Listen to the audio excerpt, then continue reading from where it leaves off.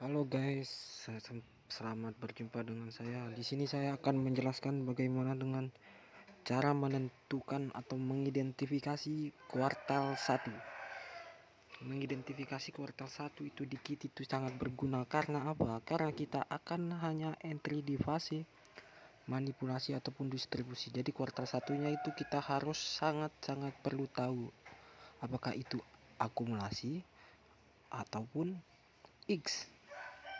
Untuk mengidentifikasi kuartal 1, kita akan masuk atau perlu di sini menentukan kuartal 1. Ini sangat berguna ketika kita menggunakan quarterly theory, sebab entry itu hanya di fase manipulasi ataupun distribusi. Contoh, kalau kuartal 1 akumulasi berarti yang akan terjadi AMDI seperti entry di kuartal 2 ataupun 3. XAMD juga begitu. Menentukan kuartal 1, tunggu kuartal 1 selesai.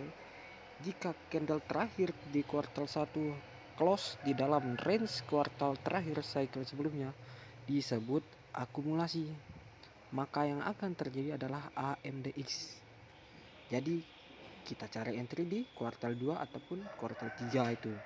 Jika candle terakhir kuartal 1 close di luar range kuartal 4 cycle sebelumnya atau kuartal terakhir, disebut X. Maka yang akan terjadi XAMD, berarti cari entry di kuartal 3 atau 4. Jadi kita skip kuartal kedua. Itu gunanya buat menentukan kuartal 1.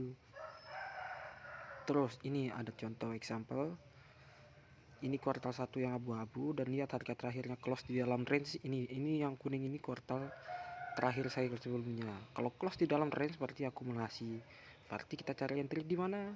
Di manipulasi ataupun di distribusi. Ini contoh yang X. Kenapa X? Karena harga terakhirnya close di luar range, luar atas. Ini yang box kuning ini kuartal terakhir cycle sebelumnya. Dia uptrend. Terus dilanjut dengan kuartal 1 sebagai continue. Berarti X sebagai continue gitu. Maka yang akan terjadi adalah XAMD.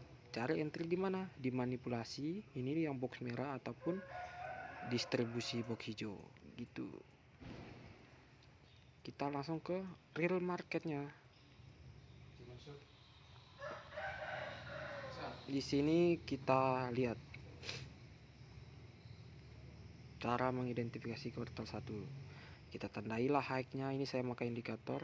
Saya pakai session cycle. Ini kuartal terakhir cycle sebelumnya. Ini jam 12 malam sampai dengan jam 6 pagi. Ini high-nya.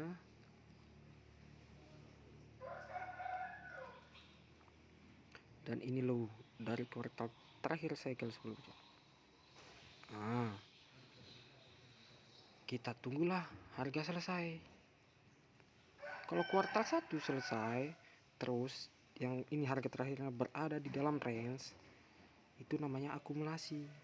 Berarti kita cari di entry di manipulasi ataupun distribusi. Gitu, Pak.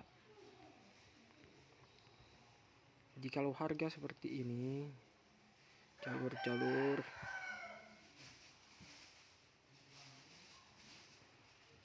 harga naik ke atas, terus sebelum selesai kuartal 1 dia kembali lagi ke dalam range, itu tetap namanya akumulasi.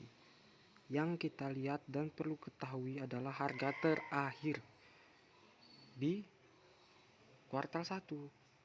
Kalau kembali lagi ke dalam range kuartal terakhir cycle sebelumnya, itu akumulasi.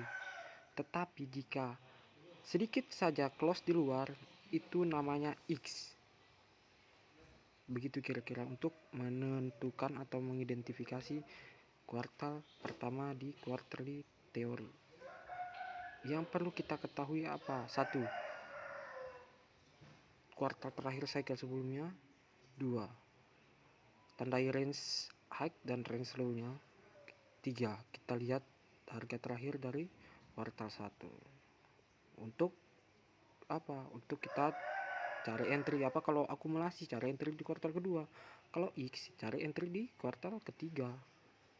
Jadi hal yang seperti itu saya rasa sangat penting untuk menggunakan quarterly theory. Kenapa? Karena kita hanya akan entry di manipulasi ataupun distribusi ketika menggunakan yang namanya quarterly theory. Saya rasa cukup sampai di sini saya mengidentifikasi dan memberikan penjelasan tentang cara mengidentifikasi kuartal 1 di quarterly theory. Semoga ilmu yang saya bagikan ini sangat dan bisa bermanfaat buat rekan-rekan sekalian. Terima kasih, sampai jumpa di video selanjutnya. Thank you.